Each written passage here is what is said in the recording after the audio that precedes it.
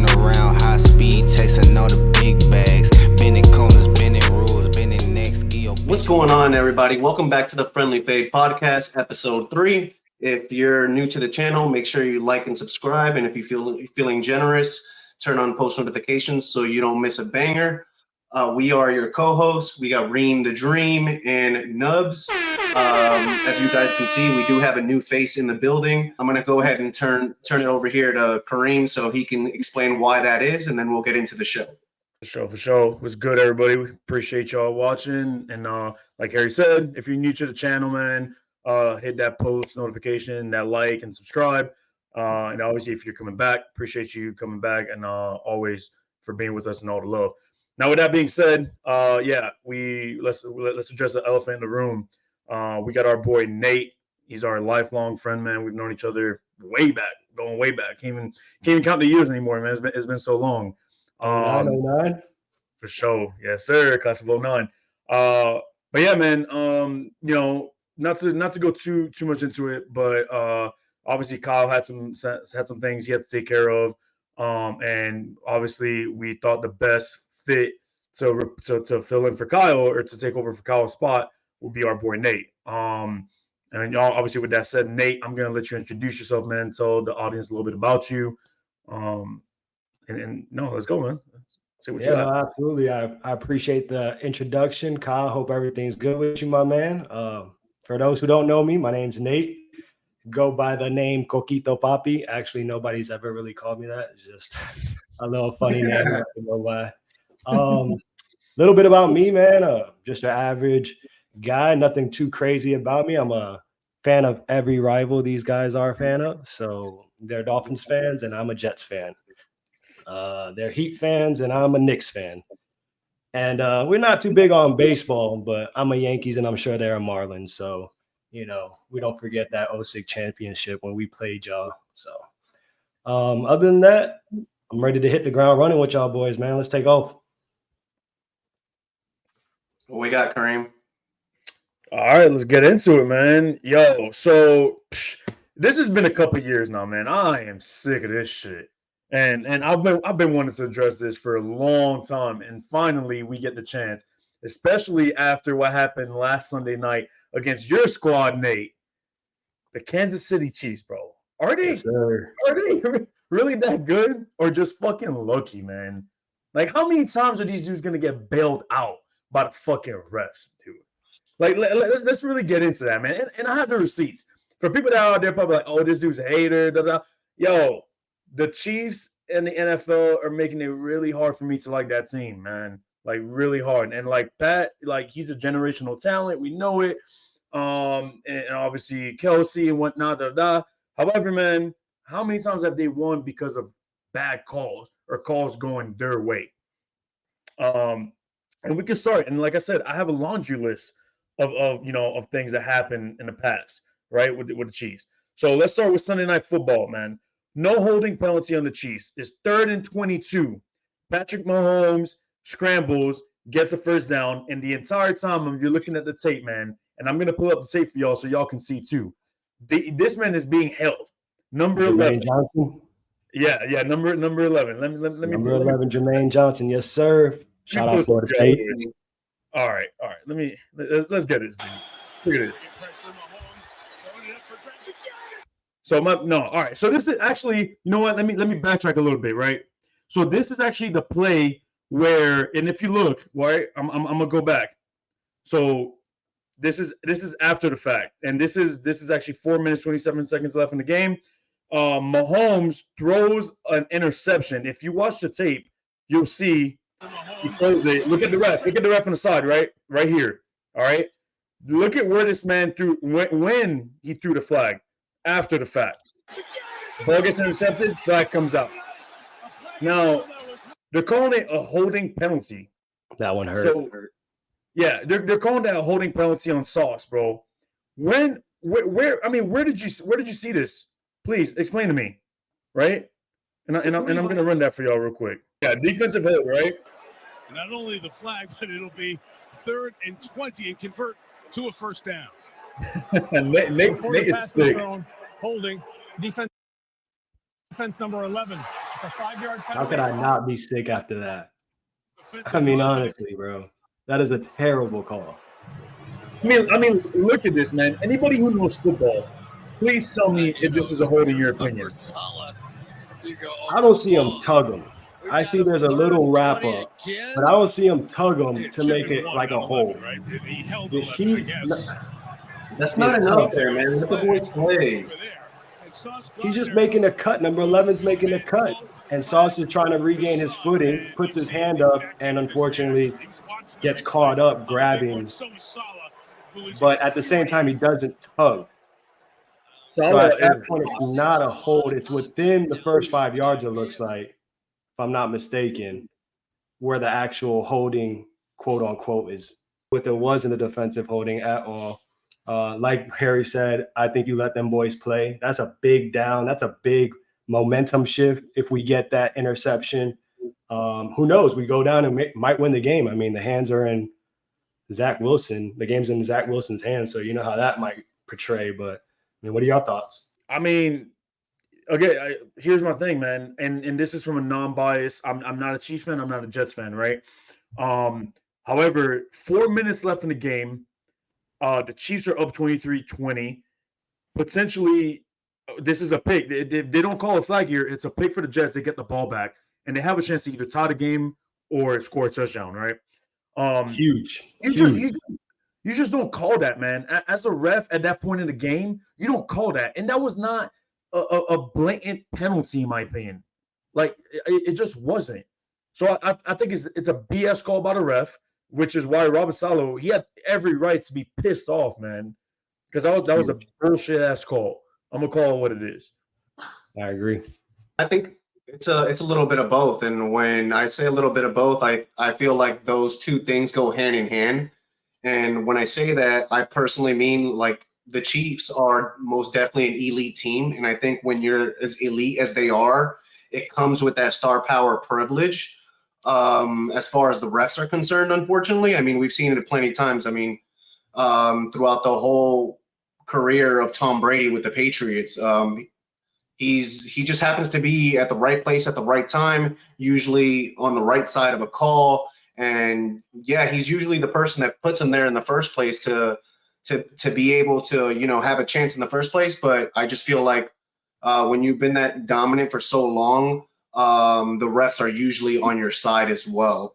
And it might not be fair, but I mean, it's just what's been shown history wise.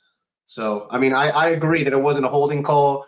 It shouldn't have been called. It was too much of a crucial time in the game, and they should have just let them boys play it out, and whatever happens from there happened. But it would have just been interesting to see what would have happened given the circumstances if that interception would have held up and seen what Zach Wilson has, because obviously he was playing a magnificent game, and to close that one out would have been huge for him. So, I mean, it's unfortunate he wasn't able to get that shot.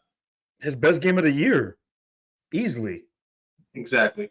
Yeah, like I said, man, I just think you just don't throw that flag at that point in the game.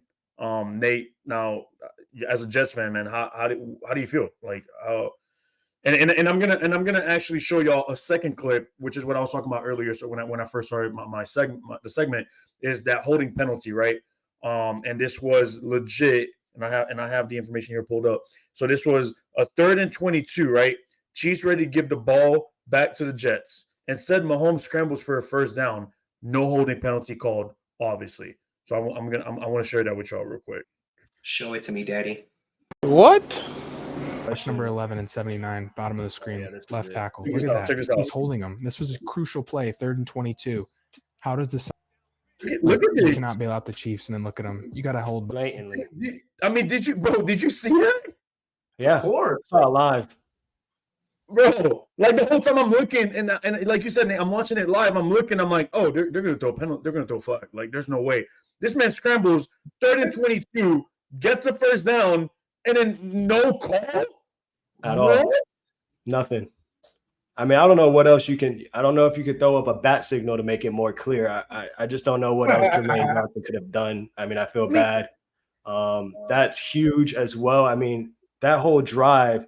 we had them at third and 20 something, like 2 times, and both times the refs bailed them out.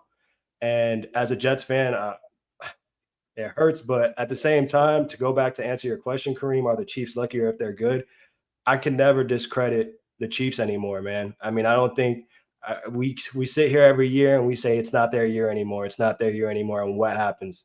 Patrick Mahomes, and the Chiefs, they start off shaky. They start off just like this every year. And by the end of the year, who's in the AFC Championship? Who's in the Super Bowl? I mean, dude, it's not whether they're lucky. I mean, a W is a W, no matter how you get it. I mean, they play the acting role or they don't play the acting role. I mean, a W is a W, unfortunately, and I can't sit here and discredit them. So I can't say that they're lucky. I'm going to roll with they're good.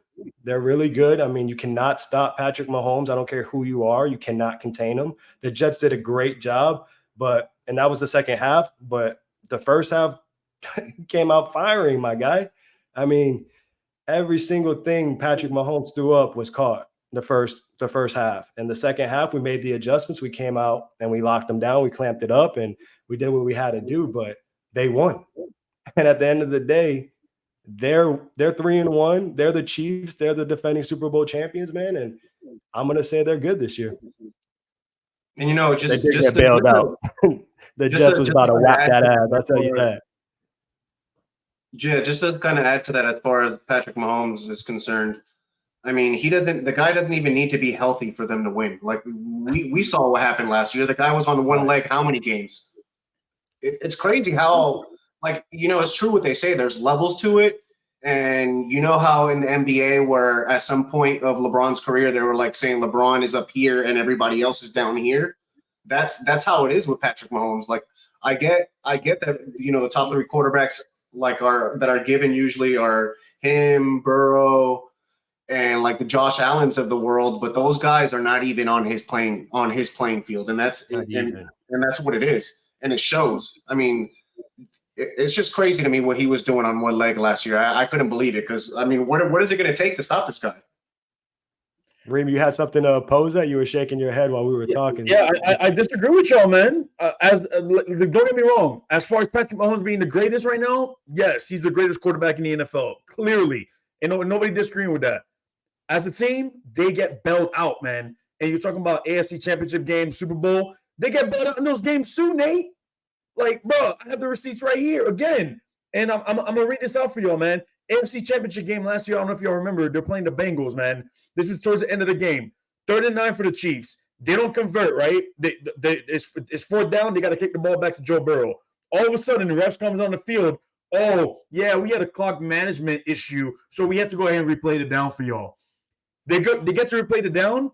They miss it again, and they don't convert. And guess what? The refs came back on the field and give them another chance to replay the down. And finally, they get so that down, matter of fact, that they got to replay it, they didn't convert. PI, pass interference on Eli Apple and the Bengals, automatic first down. Like, come on, bro. Like when I'm gonna call it out. People don't want to call it out. I'm gonna do it. I don't care because I'm just sick of it. Like if you're legit, if you're like that, if you're a champ and like you're that good, you're gonna beat teams fair and square. You don't need help from the refs. And we've seen championship teams beat teams with no help from the refs. And it's not the Chiefs, in my opinion. I'm sorry, yo. I might break some people's hearts. It's not them. And you gotta stick to the script, Papa. Hey, I guess so. But one more thing I want to add on before we move on, bro. Last year, do y'all agree with the holding call on the Eagles in the Super Bowl that bailed them out again to give them a game-winning field goal? Absolutely not. All right. So what are we talking about here, man? On top of that, I'm talking about a W to W, my guy. Like, I'm sorry, I disagree. It sucks to say it, but at the end of the day, bro, at the end of the day, their record's 3-1. It's not like they are undefeated. You know what I'm saying? So if it's the ref bailing them out every time, they'd be undefeated right now, and they'd be undefeated last year, and they weren't. They lost games. So at the end of the day, to sit here and say they bail them out every single time the game is on the line, I mean, yeah, we can say that, but at the end of the day, dude, you got Patrick Mahomes on the other side. You could have the Flanagan High School defensive team on the other side, and we'd still win with Patrick Mahomes over there at QB. And honestly, I mean, we could say probably the Chiefs aren't good. But we're gonna say Patrick Mahomes is gonna carry them to make them look good, and they'll win games and they'll have a winning record, which in turn makes the Chiefs look good, right? So at the end of the day, bro, like, no, I hate it too. I fucking hate it. I hate the bailout calls. I think it's stupid, but at the end of the day, man, the refs threw the flag. Yeah, very late, as we can see. Yeah, you got receipts, hella receipts. Shout out to you for doing your research. But them boys lose games, man. They don't win every game. They don't get bailed out every game. So they get bailed out the important games. Let's just put it that way. Like if it's a 1 p.m. game, yeah, they're probably not getting bailed out because ain't nobody really watching. But Sunday Night Football, AFC Championship, Super Bowl, they're getting bailed out. And I've always told Harry, if it comes down to a close game with the Chiefs, oh Lord, you better pray to God that you make a really nice play to win you that game, or your team just blows them out the water. Because if it comes down to 2 minutes and it's a tight game, you're losing. You're losing. So you might as well just pack it up and go home because you're not winning that game. I don't care what happens. You're not winning that game. And he's like, not because they're good, but because the ref is going to bail them out 100%. So you might as well just clear it now. Yeah, the NFL got to protect their golden boy. Hit the parking lot. Beat traffic. Yeah. Go ahead. If I'm a fan, 2 minutes left, tied game with the Chiefs, I'm going home. I'm done. Insert SpongeBob meme. I'm out. All right, I'm gonna head out. Man, I'm good. Made me sick, boys. I witnessed it firsthand with my team. Sucks, man. Yeah, I know, and I feel for you, dude. I feel for you. And then the Dolphins play in Week 9. Yo, if it comes down to a close game, I'm gonna be looking at y'all, and I'm gonna be like, watch. I'm gonna text y'all. I'm gonna be like, watch. We're not winning this game. Guaranteed. Kareem going to say that in the first quarter. First 2 minutes. We're not winning this game. Oh, yeah. Refs, they already got paid, boy. They're on the Chiefs side. Now, but on the side, man, like I said, Pat he's like that. His family's annoying as fuck. I mean, I wish it would just keep them up the fucking spotlight. But as far as a player, yeah, he's like that. He's the best quarterback in the NFL right now. Name me somebody that Patrick Mahomes has besides Travis Kelce this year. Nobody. He has nobody. Yet they're 3-1. Dog, my dog Tony, bro. My dog hands of steel over there. Kadarius Toney dropped 4 passes in one game. I know something crazy like that, bro. Yeah, of course. They're 3-1. They're 3-1. Hey. With the JV squad of receivers. Yep. Okay. They got nobody at wide receiver 1. You're right. There's nobody there. Listen, eventually that's going to catch up to them, bro. That's going to catch up to them this year. But you can't say they're not good yet. We have to let it pan out. We'll let it pan out. If they're in the playoffs, if they're in the AFC Championship, you can't come back to this and say that they weren't good. That's all I'm going to say. Because to be 3-1 and you have Stonehand McGee and Kadarius Toney, I mean, Jesus Christ. To be 3-1 is a blessing, in my opinion. We have a top 10 defense, top 5 defense. We have a good receiving core. We just have a terrible QB. So that's how much a QB matters, bro. Look at that situation. You could have a silver platter. And you can, and like you said, man, that defense is good this year. So that just helps Mahomes even more. Yeah, I mean, the quarterback is the most important position on the field. Everybody knows that. You don't have a quarterback, you're not winning. It's not only important, it's the hardest. Yeah. Yeah, so AKA Kareem, they're that good, all right? So shut the fuck up. They're not. I'm gonna disagree with y'all. Followed secondly by cornerbacks. Hey, we can agree to disagree. They're not that good. They keep getting bailed out. Until I see them win a game, like a legit game, without having to go their way. I'm sorry, man. There's too many red flags, man. Too many red flags. You know what, Kareem? We're gonna leave a tally mark here on the screen. That's an L for you. No. 1 Nate and Harry, 0 for you. That's a big dub. These boys just got exposed and everybody mad about it. That's cool. I'll keep doing all season. And every time I see some shit like that happen, I'm coming on here and I'm showing y'all the receipts again. So stay tuned for that. Just know if it was my team, I would take the dub. That's all I'm saying. And you would take the dub. The roles were reversed. I mean, anybody's taking a dub. Anybody's taking a dub, but you're taking a dub with an asterisk on the side. So that's fine. Unless you're a Dolphin fan, right? or your Yeah, lesson of dolphin? you know, to address the whole dolphin fan thing is, I mean, Nate, before you're obviously on the pod now live. You've seen the first 2 episodes. You see how we glazed the Dolphins these first 2 episodes, and now they get whooped. We haven't said a word about them. I mean, Kareem is hiding, bro. Hiding. He doesn't even want to mention it. Exactly. It's so funny how that happens, right? Ain't nothing to talk about, bro. Ain't nothing to talk about. What is there to talk about? What is there to talk about? Dude, that was The extreme stink job, bro. That defense is ass, bro. That defense is terrible. There's nothing to talk about, y'all boys. All right. But anyways, man, appreciate y'all input on that.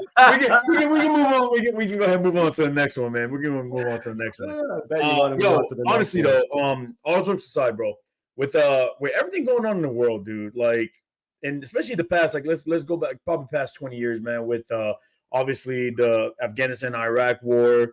And you know, now with Ukraine popping off and tensions being so high, like, do y'all ever think that world peace is even remotely attainable? Like, is this something that we will ever see in our lifetime? As much as I would love to see it, I definitely don't ever think it's possible, unfortunately. I read a quote online today. It said, "World peace can be attained if we liberate ourselves from artificial boundaries that separate us." And unfortunately, we can never separate ourselves from those artificial boundaries that I think are set in mankind. I mean, there's so many different religions, for one.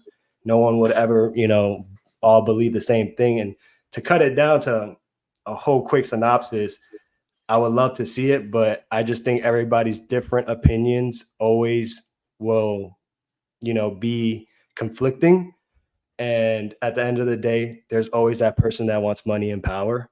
And they're going to do everything they can to get it. And at that point, there's that greed and a 7 deadly sin. And unfortunately, with that being said, I don't think it's possible. I would love to see it. Always treat each other with kindness, respect each other. Number one motto, go with that. But at the end of the day, I don't see it. I don't ever see everybody agreeing and being peaceful. There's always going to be that hand hovering over that nuke button. Yeah, you make a good point, dude. You make a good point. And saying that that hand over in that nuke button, like when you got baboons running these superpowers, bro, like it's a scary world we live in. You got the Kim Jong of North Korea. He's a madman. Then you got Putin. He's I don't know, bro, what's going on with him. And bro, yeah, money is the root of all evil, man. We've heard that one plenty of times. And like you said, as long as that shit's around, as that money's around, and like there's always going to be someone wanting more. Always, man. Like human beings are greedy by nature. Facts. Right? And somebody always wants to be in power because they always think they know what's best.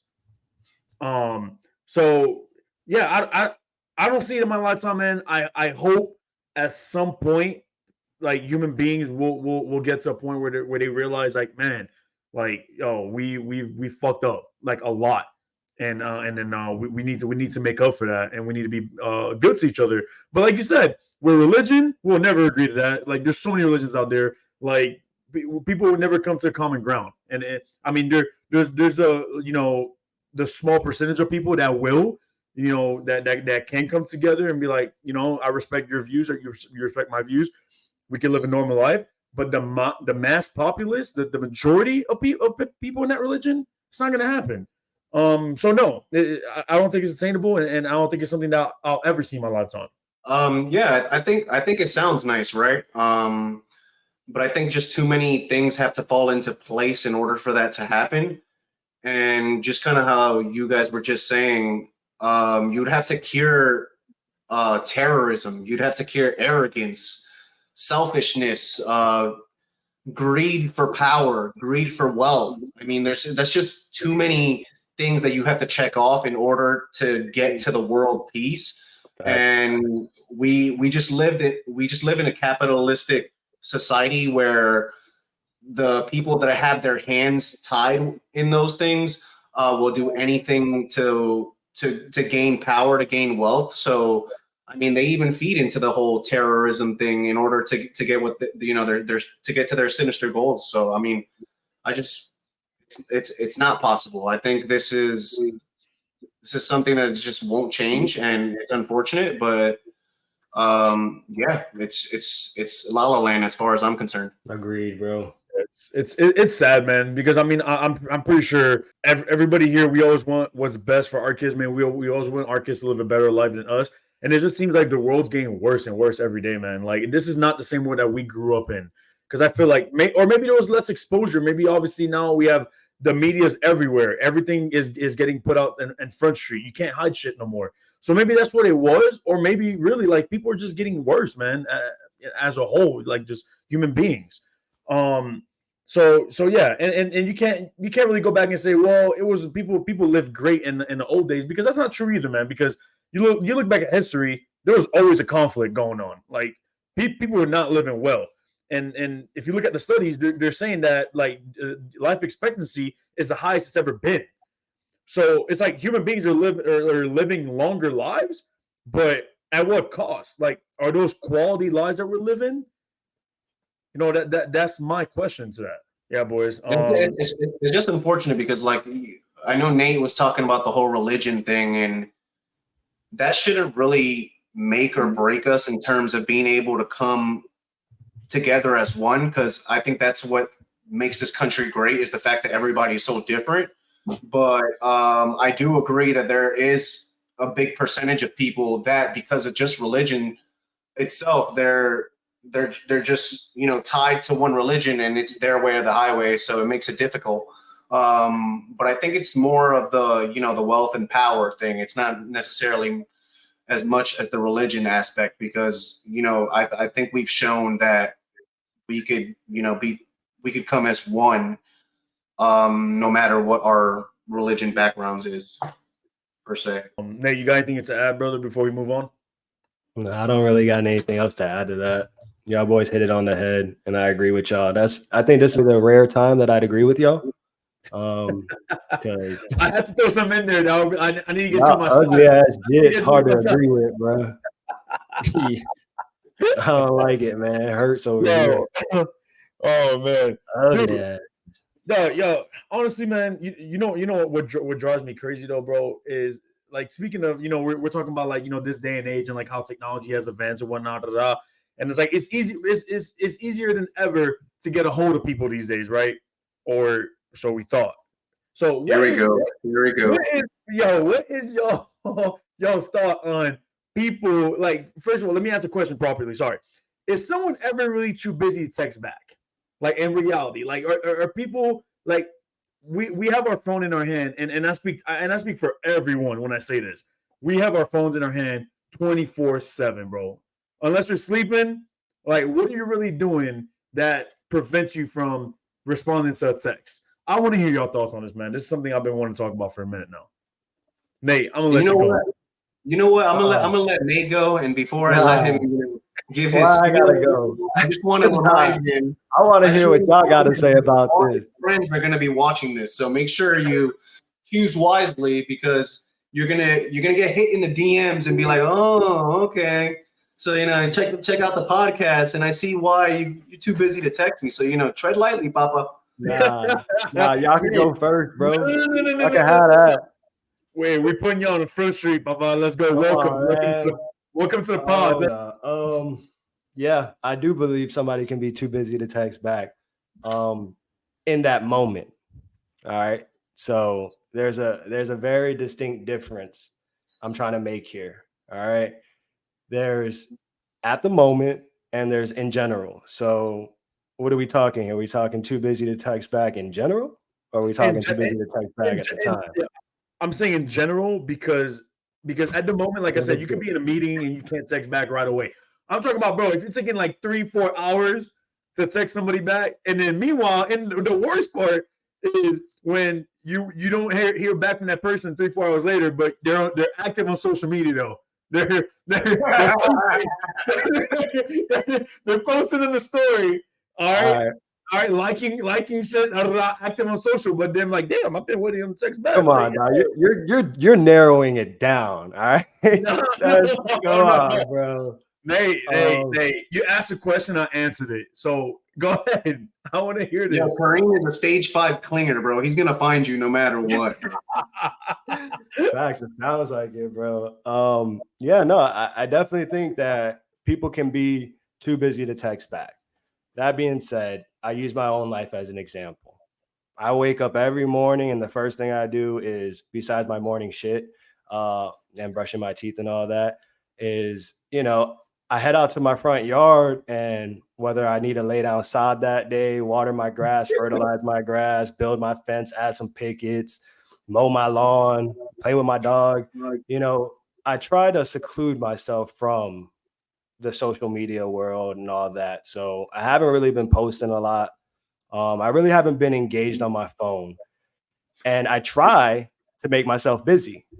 So when I say you can be too busy, yeah, you can, because you're creating a busy lifestyle for yourself, a habit, and a good habit, and you can get caught up. So right when I get done with doing all my stuff in the front yard, may I take a gander at my phone? Yeah, I may. But at that point, I wake up to 200 fucking text messages from you ugly fucks. And, I got other group chats that I'm part of, fantasy football chats. I have 2 from them. I'm in 2 different leagues. I got, by the time I look at my phone, it's I'm not saying I'm the most popular guy in this world. I sound like a narcissist, and that's not how I am. So I apologize if I'm coming off that way. But at the same time, bro, like I look at my phone, I have 20 text messages, threads of like 400 text messages. And I'm like, I'm not checking all this shit. I ain't got time for that. So then I'll go take a shower, cook some breakfast. And then by that time, it's work time, and I'm hitting the ground running. And y'all boys saw that firsthand. I'm always on calls, or I'm busy. You guys tried to FaceTime me earlier, and I was just too busy to take a call, right? So, we can become too busy. I don't think that it becomes one of those things that it's days later. I don't think anybody can be that busy. But I do think maybe 4 or 5 hours is reasonable for somebody not to text back, depending on how engaged they are on their job. I mean, look at Adam Schefter. That boy probably gets text messages on text messages on text messages, right? He's probably active on social, but he probably doesn't text back everyone, It's the same thing. I'm not saying we're Adam Schefter out here. Yeah, let's make that clear. We're not Adam Schefter, my boy. Like, yeah. But at the same time, I mean, I could speak from my experience. And my experience is I'm creating myself to be busy so I can segregate myself from that social media platform. But, don't I love social media? I think we all do, bro. We all like to get on there and be on our phone and be active. And we might not have texted somebody back, At that point, looking at my screen and seeing all those threads, it's a lot easier for me to go check out a couple of reels instead, instead of texting everybody back. So, I mean, I know y'all don't like the answer. I definitely know ladies don't like that answer. And I know everybody's going to disagree, but I guess that's why I'm on this show, right? I got to come out with a different opinion. And I know y'all put me on the spot now, so I'm eager to hear y'all's response. But yeah, man, I definitely think you could be too busy, 3-4 hours, too busy. Days later, nah, I definitely don't think you can be days later busy. Okay, interesting. I mean, I think your window for 2 to 4 hours is pretty reasonable.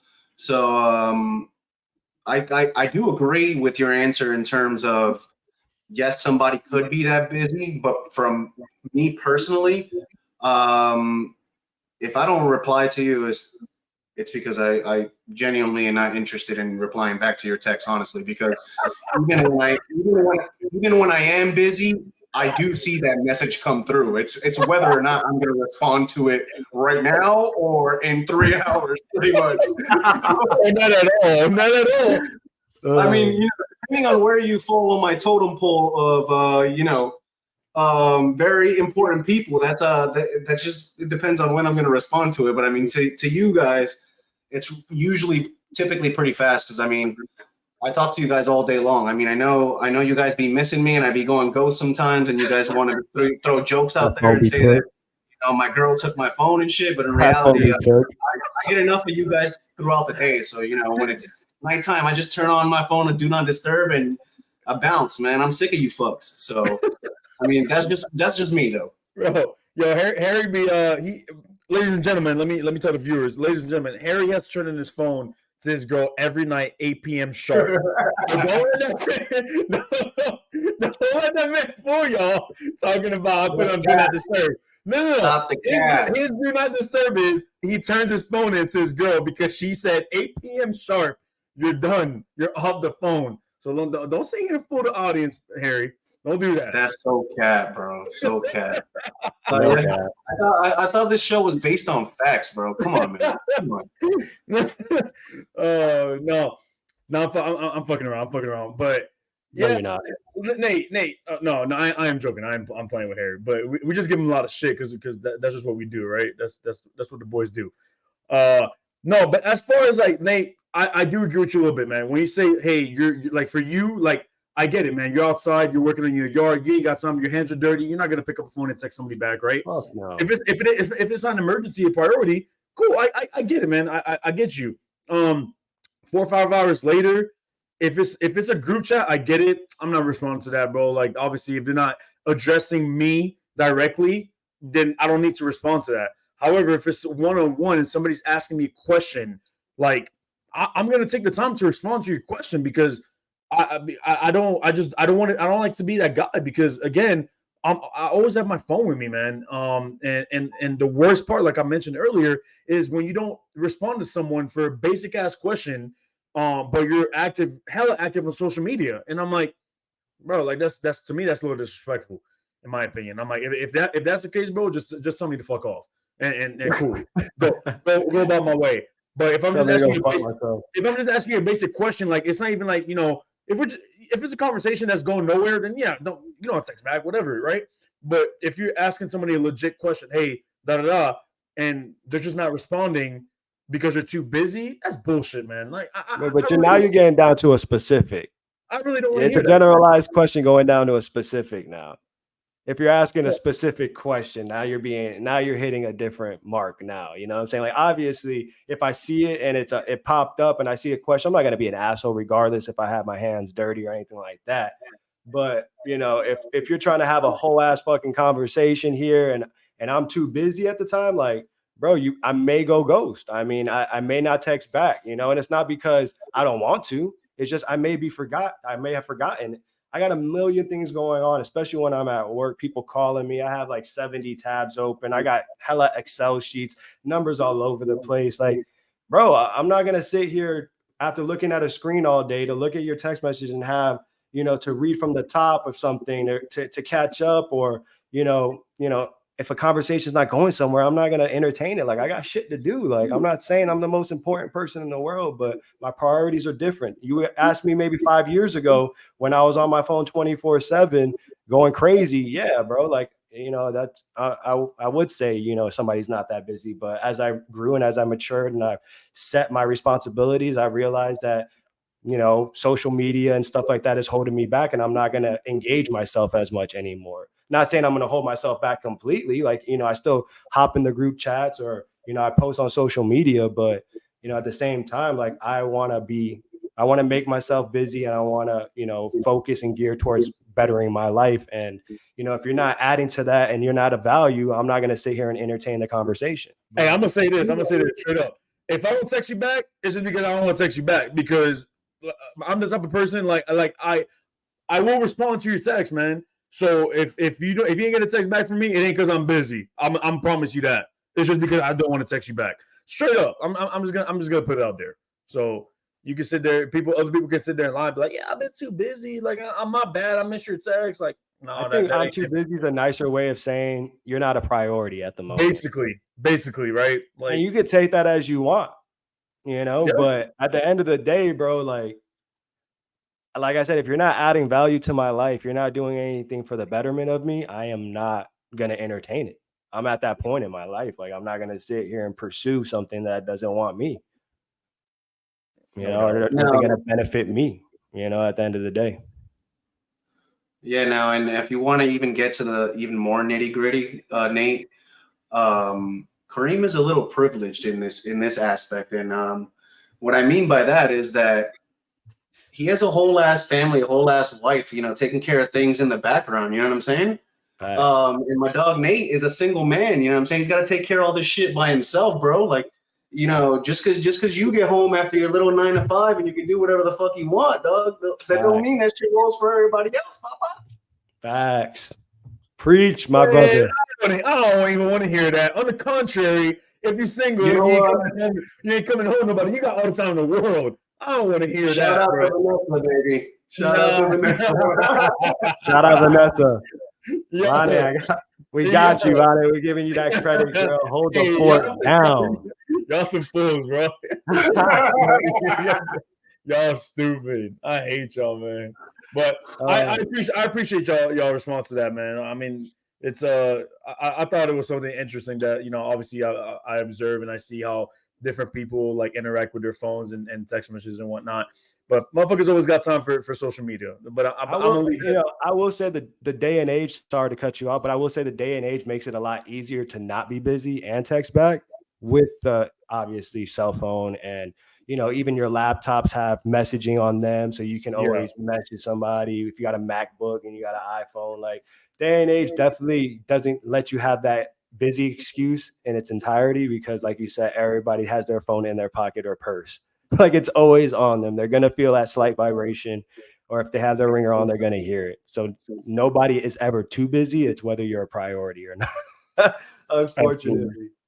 Absolutely. Yeah, exactly. It's not like we're only getting alerts to our phone too. A lot of us have the phone and the watch. They get both alerts and they're still missing these text messages. So I mean, just go figure, you know what I mean? Man. No doubt.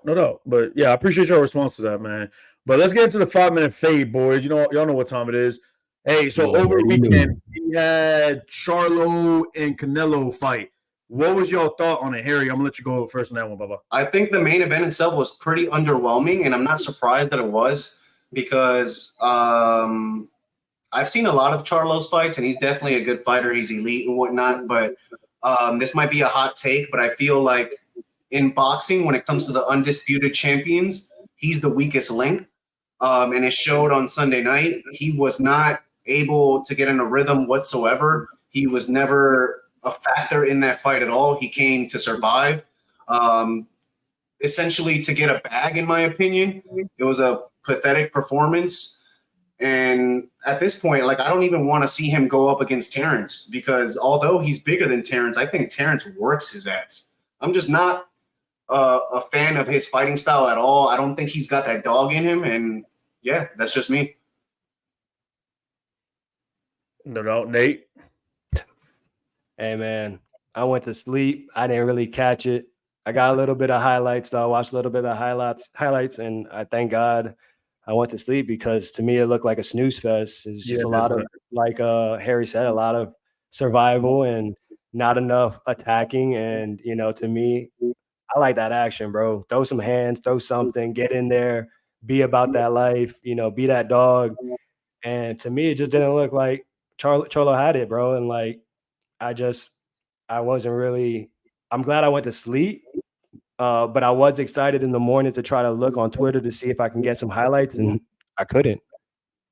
And now I know why. It was a snooze fest. So, you know, not really much to talk about on it. I agree with Harry 100% from what I saw. But hopefully, Kareem, you got something different. Yeah, man. My man won 1 round out of 12. Got knocked down 1 round. I mean, it was ugly. It was a pathetic performance, like Harry said. And none to talk about. Really, he was trash. He looked like dog shit. Now, can we see Terrence Crawford and Canelo fight? Because that's something that a lot of people have been talking about. The only problem is, you think it happens though? Crawford said he'll come up and wait. Now, is it actually going to happen? We'll have to wait and see, man. But I don't want it to be a Pacquiao Mayweather thing where they're out of their primes and then it happens. Like if it's going to happen, it needs to happen soon, because Canelo's aging, Crawford's not getting any younger. Yeah, I mean it needs to happen soon. So let's make it happen quick. So that's a good fight. I'm looking forward to if it does go down. You got anything on that matchup? What do you think about that matchup? If it is going to go down, do you want it to go down? How would you think it would play out? What do you think, Nick? I would love to see that fight, bro. I would love to see that fight. But will it happen? In my opinion, probably not. Yeah, there's that weight issue, man. That's what it basically comes down Bro, to. I mean, Harry, you're witnessing it firsthand to go up in weight and go down in weight. How do you feel? Do you feel like you would be able to, if you were to gain that weight, be able to go out there and perform at a high level, or would you think that would slow you down? It would if I'm a natural 147 and I'm going up to 168, that's definitely going to hinder your performance, especially if you don't have any history fighting at that weight. Like, it's just a total different ball game, and it's not like you're fighting some regular ass dude. It's a Canelo, you know what I'm saying? The face of boxing. And I think the difficulties that come with this dream matchup of ours, because it would be beautiful to see, is that at the end of the day, as much as I would want to see Terrence Crawford dethrone Canelo, I just don't think I think it's a stretch, and it's not because Crawford doesn't have the skills. We know he has all the skills. It's just I don't think he could hurt Canelo. You know what I'm saying? Like, he could obviously outbox him the whole entire fight, but that's a lot to ask for. You know what I'm saying? Because is he going to be able to stay away from that big punch from Canelo? And at the end of the day, it's 20 pounds. He's going to feel those punches when Canelo throws down with him, and it's just a matter of whether or not his defense and his footwork is good enough to evade them and tag him with a lot of shots. But I just don't see a situation where Terrence Crawford is able to knock him out. He would win on decision, points off on the scorecard, essentially. But I wouldn't pick him to win that matchup, unfortunately. Yeah, too much of a weight difference. I agree with that, man. I'm not even going to go into it. Harry kind of hit it on the head. Yeah, that's what it comes down to. So, well, I'd rather wait for a legitimate fight where the fighters are in their weight class, their respectable weight class, and let's see a good fight. Like, I'm not trying to hear that, oh, I came down or I went up, that's why. Like, I don't want to hear the excuses, man. Like, stay in your weight class if that's the case. Stop trying to get these bags because because it all comes down to money. Boxing, as of lately, has made a comeback, man. The sport has grown, is become a little bit more popular, because there was a time where boxing was dead, man. Like, nobody wants to watch that shit. And now finally we get to see some good boxers go at it and in a respectable weight class, fighting each other. So let's keep it that way. If they can't meet in the middle, then I don't want to see the fight. Fuck it. I'm good. I'm good on that. Yeah, so move on from that, man. Hey, Taylor Swift and Travis Kelce, boys, has been all over the news, been all over the NFL. But forget the Taylor Swift. We're about to jump into Travis Kelce. So recently, my man released he did a commercial for Pfizer. And if y'all don't know what Pfizer is, they basically make the COVID-19 shot, or one of the companies that make COVID-19 shot. And he was also part of a Bud Light commercial amid all the controversy that Bud Light went through a few months back with their whole campaign. And they took a nasty hit. Their stocks fell, like, their sales are like have plummeted, and they're trying to make a comeback. So what like, do y'all think this is like a coincidence that Travis is part of all this, and all of a sudden now he's in a big spotlight with Taylor?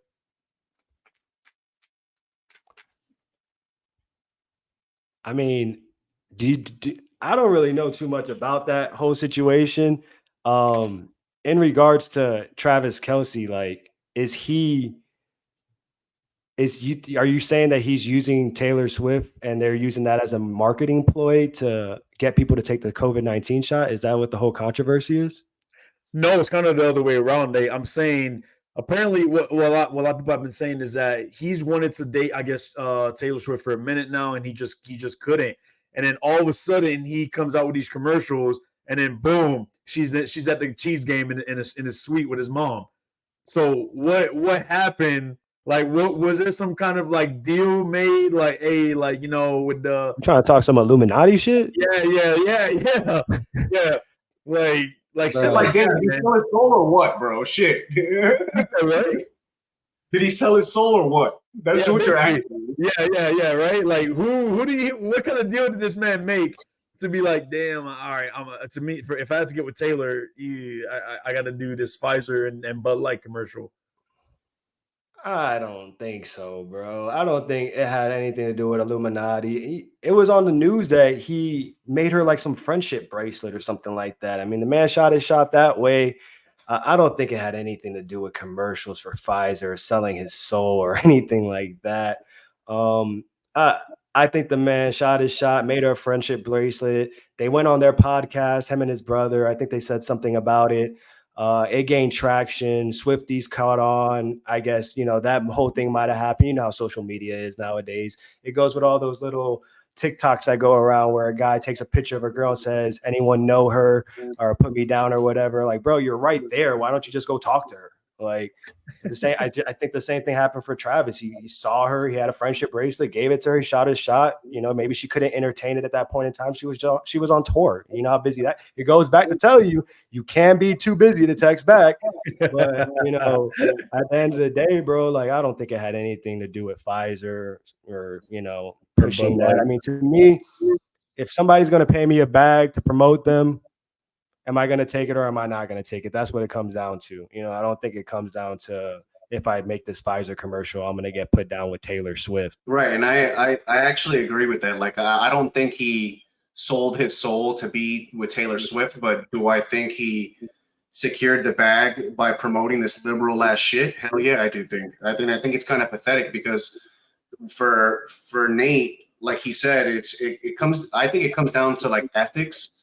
And for me, there's just no way that I can promote something that I can't get behind of. And you guys know my story. I mean, when this whole pandemic thing went off, like I almost lost my job because they wanted us to get that COVID shot to begin with. And they were going to have to fire me because I held my ground. I have not taken any of these shots and I never will. And if I had to go and find another career because of it, that's what I was going to do. I was going to stand on what I believe in. And I'm not sure if Kelsey is pro-vaccine or not, but that's just not something I would promote. It's just a little too delicate situation, especially with, the time the U.S. is in right now. And I don't know, man.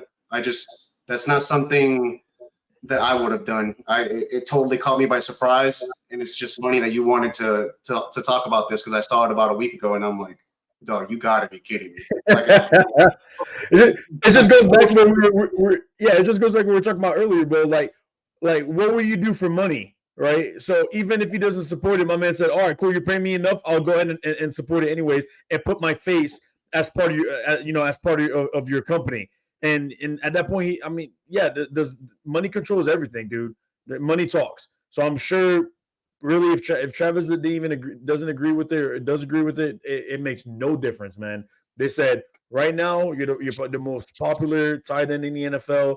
We want to market you, and we're gonna put you on with Pfizer. And he's like, all right, bet. If it's right enough money, I'll go ahead and do it. So yeah, it all comes down to, man. Hey, do you have boundaries? Do you have your morals that you're gonna stand by, or are you just gonna go ahead and do whatever you want for money?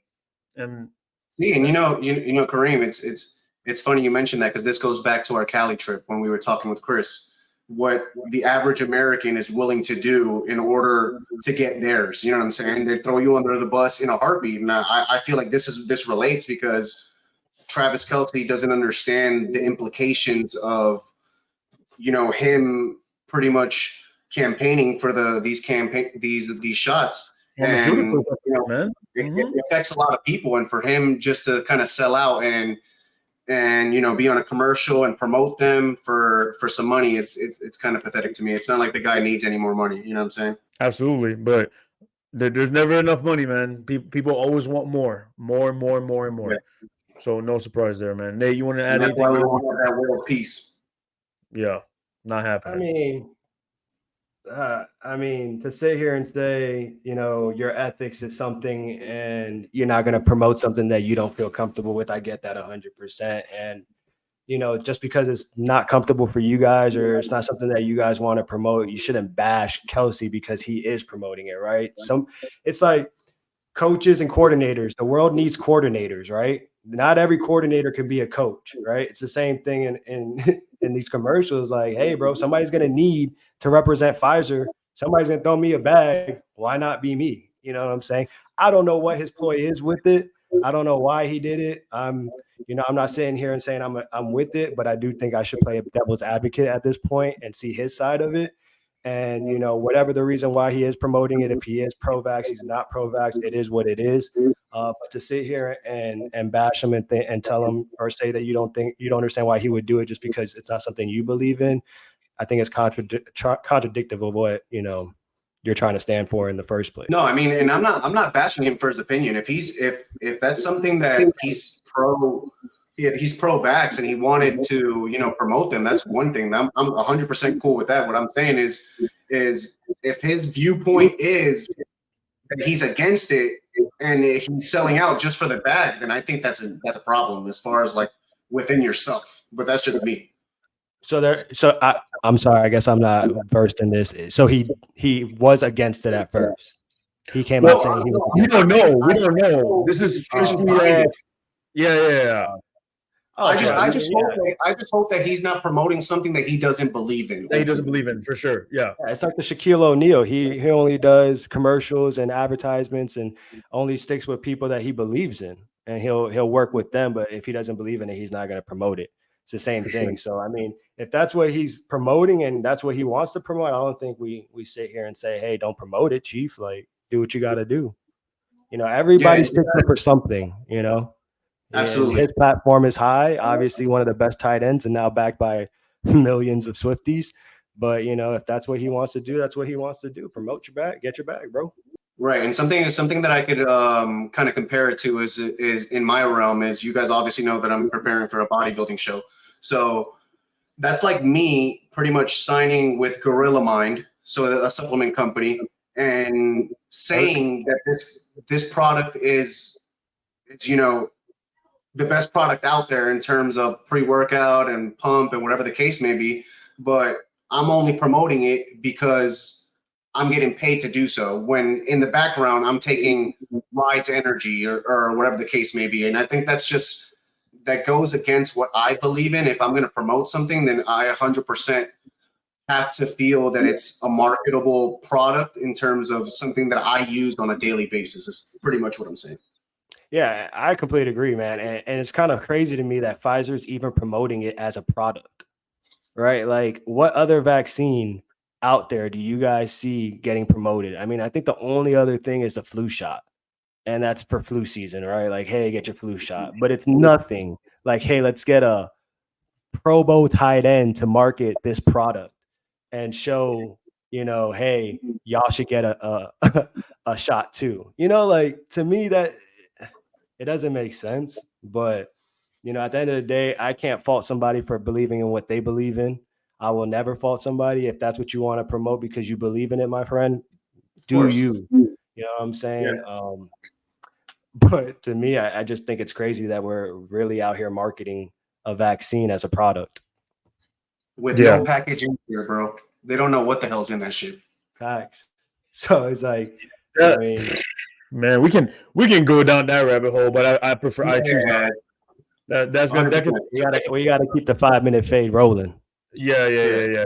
I think that's it for the 5-minute fade. Yeah, 5-minute fade turns to 15, but all right, we gonna call it that, man. Let's move on, boys. Hey, Nate, hit us with the NFL Week 5 matchups, man. What do we have coming up? Man, we got a slate of good games going on this weekend. I don't know if you guys were able to tune in, but I would definitely like your opinions on who you think are going to get the dub this week.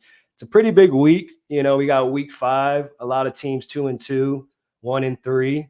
We have some undefeated teams. So I just want to get you guys' your thoughts. We have some winless teams starting with this Thursday. We got the Bears and the Commanders. The Bears 0-4. Justin Fields having a hard time. Looked good last week. Wasn't able to pull it out against the Denver Broncos, who are ass. But they face a little strictly Commanders team with a great quarterback in Sam Howell. Who do you guys got that weekend or tomorrow? Commanders, easy. Ain't none else to say. Commanders? Who you got, Harry? I mean, just to kind of before I give that, just to start off, that you might as well throw Thursdays away, man. These games are hot garbage, bro. Hot debate for a whole nother conversation, bro. We could have a 20-minute fade on that. Yeah. All right. I'm rolling with the Bears. I think Justin Fields got a lot of traction last week. I think him and DJ Moore, only because I got DJ Moore in my fantasy, I think him and DJ Moore go off against the Commanders team. I got the Bears. Jaguars, Bills. Who you guys got? Man, easy answer is going to be Bills, right? Yeah, that's an easy answer. I'm going to fade the Bills. I'm going to go with the Jaguars, man. Jaguars. Oh, you're going Jags. Oh yeah, I'm going Jags. Second game in London, back-to-back weeks. That's their home turf now. I got Jags. Who you got, Harry? I'm taking the Bills. I hate to say it, but I think with Trevor Lawrence, I always feel like it's his time and he's going to step up and kind of elevate from where he is to the next level. But then he kind of shows that inconsistency with it. And Ridley started off very hot and he turned brick hands. He can't catch a ball to save his life. I mean, so I don't know, man. I don't really believe in the Jaguars as much as I did preseason. So I'm taking the Bills because, I mean, they did what they did to us, and I don't like them, but I think they're the better team, and I think it's going to show. I just want to throw this in there. The Jets beat the Bills, and the Bills beat the Dolphins, so go Jets. I'm taking the Bills on that note. Titans, Colts. Titans, Colts. I'm gonna go to Titans, man. I think they're finally starting to get it together a little bit. Ryan Tannehill's been looking a little bit better. Derrick Henry, obviously you still got King Henry back there. Colts, I mean, they got nothing going on. So yeah, Titans for me. Who you got, Harry? I'm taking the Colts. I like what Anthony Richardson is doing. He's a walking 30 piece as far as fantasy is concerned. I mean, he can't throw the ball too much, but the dual threat action always gives you a chance. It's not like they have such a tough task in front of them. Ryan Tannehill is a sorry excuse for a quarterback. Derrick Henry's like 80 at this point, and I'm picking the young guns on this one. And running back years, yeah, he's about 80. Hey, is Jonathan Taylor coming back? That's the X factor, especially if he comes back. I think that gives them an extra spark. And I think Zach hopefully, Moss got it. I think I'm rolling with the Colts young guns. I agree. Anthony Richardson is playing out of his mind, bro. Kid can run. He's accurate. I hate to say it because he's a Gator, but the man's definitely impressed me. I'm rocking with the Colts. We got the Saints Patriots coming up, boys. What do you guys think about that? Our division rival. We hate the Patriots. They're going against a pretty hungry Saints team with Derek Carr. Who do you guys got? Dude, unfortunately, I'm gonna have to go with the Saints, man. The Saints are looking pretty good with Derek Carr. Alvin Kamara came back last week. He put up some pretty good numbers after being out for 3 games. So kudos to them. Patriots are just looking terrible, man. Their offense is dog shit. Mac Jones doesn't even want to be out there anymore. He's not having a good time. So I got Saints. I'm gonna play devil's advocate, and I think I'm going to take the Patriots. Just because Derek Carr is another guy preseason that I'm like, wow, the New York Saints are going to run with this division. But New Orleans. He's a New York Saints or New Orleans? New Orleans. Oh yeah, New Orleans. I'm sorry, New Orleans. Yeah, he's a guy that I have high praise for him at times, but then he has games where it's just complete like crap. Like it's like almost he forgets how to play football. So he has all the talent in the world, but I just think the Patriots are going to bring that defense. You know, they always have that style of defense, and I think it's gonna be enough. They're going to create turnovers, and Mac Jones is kind of just going to play like a game manager and not make too many mistakes, but their defense is going to carry him to a dub. I'm rocking with the Saints on this one. I hate the Patriots. Fuck the Patriots. With that being said, though, I do want to segue into this little question. You guys think it was Brady or you think it's Belichick? Come on, always son. Brady. Always Brady. We'll leave it up to the viewers. You viewers, let us know and make a comment. There you go. Got the Patriots or the Saints, and if it's Brady or if it's Belichick. All right, guys. We got rolling next. We got Ravens versus the Steelers. Lamar Jackson hasn't looked like Lamar Jackson, boys. What do you guys got this week? He finally started looking like himself last week. But he put up his best numbers against the half. What? I mean, he did overall for the game. He put up his best numbers for the year against a good Cleveland Browns defense. So Cleveland Browns defense is ass. The only person they got is Miles Garrett. They're really not. And again, you got to think it's a rivalry game, man. But for this week, Steelers have no offense. All right. Their defense is pretty good, but yeah, if you can't score points, you ain't winning. So yeah, I'm gonna have to go Ravens. I'm gonna have to go Ravens. My bad. Yeah, Ravens. Hey, who you got? I got the Raiders. There's not much to say here. The Steelers. You said Raiders. It's Ravens. Ravens. Steelers. Yeah, that's what I meant. My bad. Sorry. No, that prep got me going crazy. My bad. But yeah, I got the Ravens. I don't think that's even a contest because Kenny Pickett is a turnover machine. Well, Kenny Pickett's hurt. Najee Harris is easily the slowest running back in NFL history. And Yeah. I feel bad for George Pickens because he's an elite talent with no quarterback. So I mean, I think the Ravens should dog them. Mitch Trubisky is coming in as a quarterback this week. Yeah, Kenny Pickett's out with a knee injury. So I'm rolling with the Ravens 100%. Plus, I got their defense on fantasy. So let's go Ravens. Texans, Falcons, boys. This game is the battle of the ass. So both 2-2. Texans were never good, but I love what I think it's DeMarco Murray. Jeez, no, I forgot. Really, the head coach. Yeah, the head coach is. I love what he's doing with that defense. That defense turned it around, bro. It's not such an easy win against the Texans nowadays, and their record shows that they're 2-2. Who you guys got? I'm gonna go with Texans, man. CJ Stroud has looked good. CJ Stroud has looked good this year for a rookie quarterback, man. He has 0 interceptions so far in the season. And he's won a couple of good games. So I like the Texans, man. And I like their head coach. Came over from the Niners, which probably had top 3 defense last year. So Texans for me.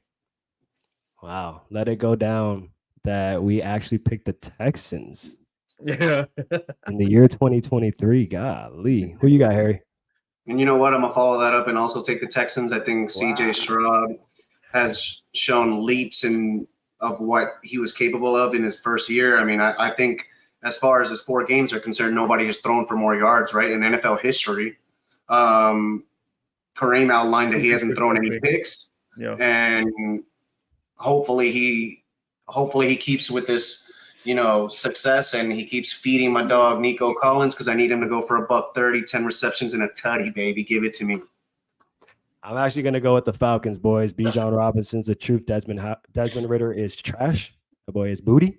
But I don't know, man. That Falcons team is gritty. I like what I see from them. Much respect to the Texans, though. That team is definitely turning it around. I'm rocking with the Falcons, though, this weekend. Panthers, Lions, boys. Eat them at the legs, right? Or eat them at the knees, I believe the head coach said.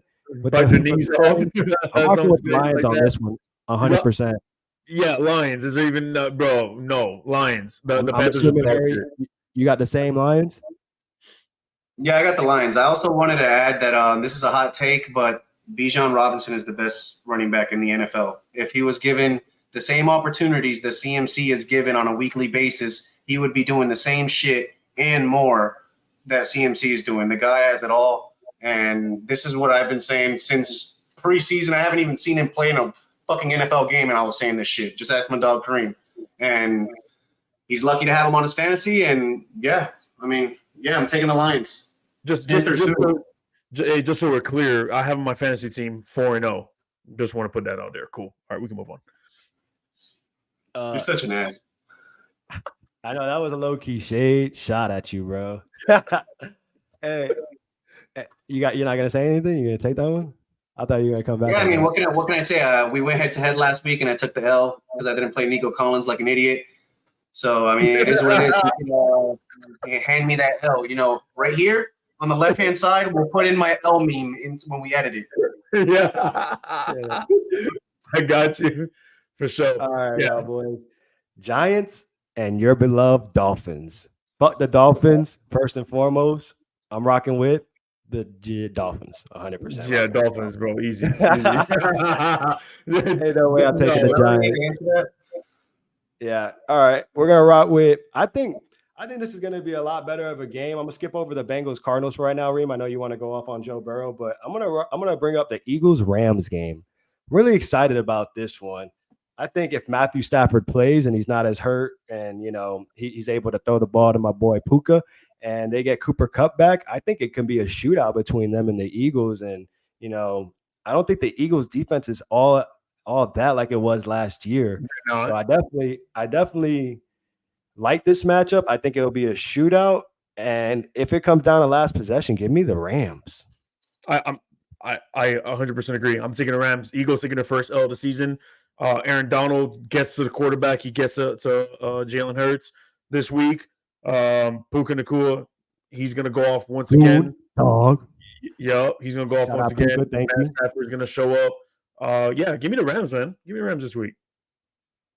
Interesting. I have the Rams as well. I mean, the Eagles are not what they were last year. We could see that for the first 4 games. I mean, they are 4 now. They're undefeated, but they're obviously not hitting in strides and just not like last year. It looks like Jalen Hurts has regressed a little bit, and I think the Rams are going to do enough to get this game because it's gonna be a shootout, in my opinion, and I think it's going to put a lot of pressure on Jalen Hurts to kind of throw the ball and make actual plays because his legs have been kind of copping him out in terms of, you know, gaining these 1-yard touchdowns, you know what I'm saying, and saving his fantasy. Push, brotherly push, whatever they want to call it. Exactly. Yeah. So, I mean, I'm taking the Rams. I mean, I like Matthew Stafford. He's a gunslinger, and I don't care if Cooper Kupp is there or he's not there. Him and Nacua are going to eat because there's enough targets to go around on that team. Kua Matata. What a wonderful phrase.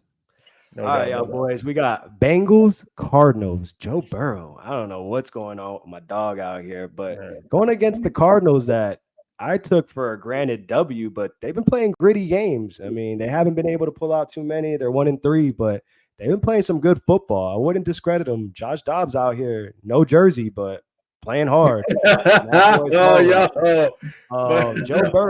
Joe Burrow, on the other hand, ain't balling, and Chase ain't getting the ball, and they're bringing that whole dispute up. I'm rocking with the Cardinals. I think the Cardinals get an upset little dub here, and I just don't think the Bengals are rocking like how they were last year. I think the chemistry is not really there. I mean, I don't know if Joe Burrow's hurt to the point where he's not really performing at his highest level. And so, you know, as much as you're always going to want to be that dog to fight through the injury and try to go out there, at what point do you sit back and say, hey, I'm hurting the team? You know, I think we've gotten to that point with Joe Burrow, and I think he needs to sit down. If not, if he starts, I'm taking the Cardinals, believe it or not.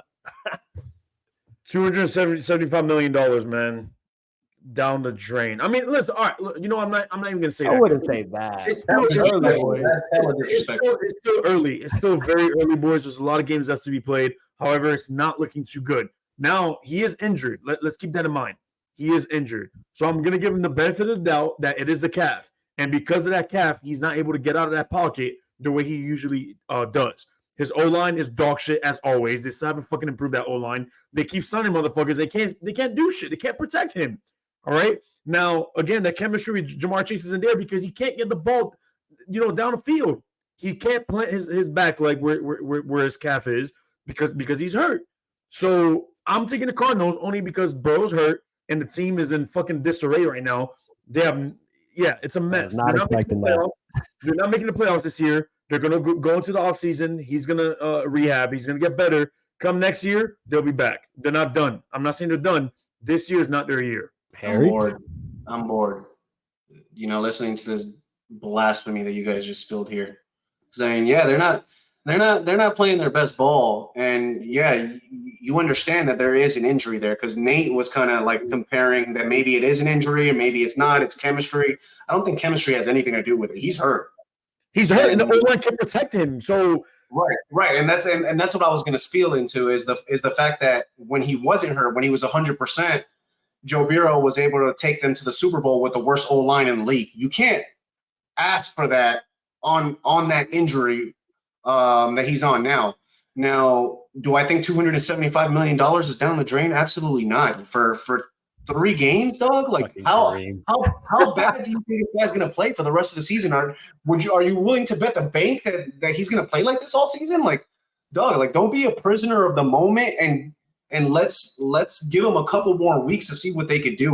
The worst is already give him a couple more weeks. How long, Harry? How long is that leash? How long you giving them until you say, "Damn, bro, like what's happening? What's happening? How long do you give them?" They lose to the Cardinals. You think they bench him? I mean, I think they should consider it, but I'm not taking the Cardinals. They don't lose to that team, man. I'm sorry. They're not can't do it. They're not going to bench a $275 million man. What's going to happen here, bro? I mean, the thing is, if you're hurt, you're hurt. I don't care if you're a $275 million man. If you're what good do you do if you can't move? He's hurting the team. That's what I alluded to earlier, Harry. It's like, at what point do you say you might be hurting the team? Right. No, and he might be at that point. I even think even hurt, he beats the Cardinals this weekend. He needs to go on IR. I think he needs to go on IR. He needs to rest that leg. And what he should have done. I don't think he needs to go on IR. I think he might need to just sit down a game or two. I don't know when their bye is. Maybe the game before the bye or something, and reassess, because especially if they lose to the Bengals, they're gonna have to reassess their situation in Cincinnati. What they should have done, what the Bengals should have done, is never started him at all until he was fully healed. No, even if the Bengals went 0-4 without Joe Burrow, you can at least say we didn't have our quarterback. He's coming back. You don't want an excuse train, bro. It's not the thing